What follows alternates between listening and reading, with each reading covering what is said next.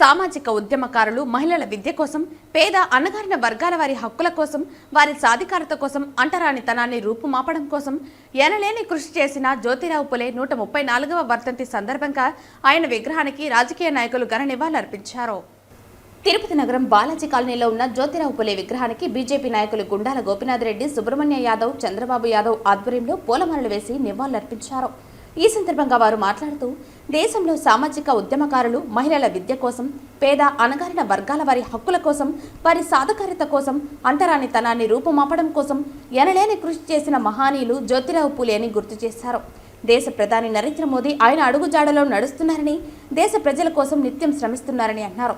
ఈ కార్యక్రమంలో భారతీయ జనతా పార్టీ జిల్లా సాంస్కృతిక విభాగ convener Gundala Gopinath, BJP senior నాయకులు కట్టమంచి చంద్రబాబు యాదవ్, సుబ్రహ్మణ్య యాదవ్, టిఎల్ ఉత్తన్న, బీజేపీ పడమర మండల అధ్యక్షులు సుబ్బు యాదవ్, బీజేపీ ఎంఆర్పల్లి మండల అధ్యక్షురాలు సవిత తదితరులు పాల్గొన్నారు. పేద బడుగు బలహీన వర్గాల ఆశాజ్యోతి, స్త్రీలకు విద్యా ప్రదాత మహాత్మా జ్యోతిరావు పులే గారి 134వ వర్ధంతి సందర్భంగా ఈరోజు స్థానిక మ్యూజిక్ కాలేజ్ వద్దనున్న ఆయన కాంస్య విగ్రహానికి భారతీయ జనతా పార్టీ ఆధ్వర్యంలో విగ్రహానికి పుష్పాంజలి ఘటించి ఘన నివాళి అర్పించాము. జ్యోతిరావు పులే గారు పేద బడుగు బలహీన వర్గాలకు అనేక సంక్షేమ కార్యక్రమాలు వచ్చేదానికి ఆయన ఎంతో కృషి చేసిన మహనీయుడు.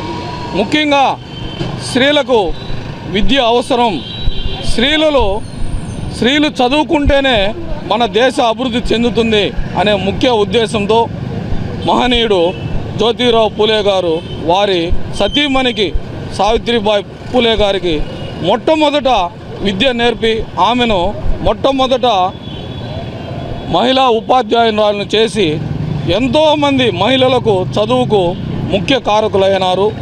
దేశ అభివృద్ధి చెందాలంటే స్త్రీలు ముఖ్యంగా చదువుకోవాలి, స్త్రీలు చదువుకున్నప్పుడే దేశ అభివృద్ధి చెందుతుంది అనే నినాదంతో స్త్రీలకు విద్య నేర్పిన ప్రదాత మహాత్మా జ్యోతిరావు పులే గారు.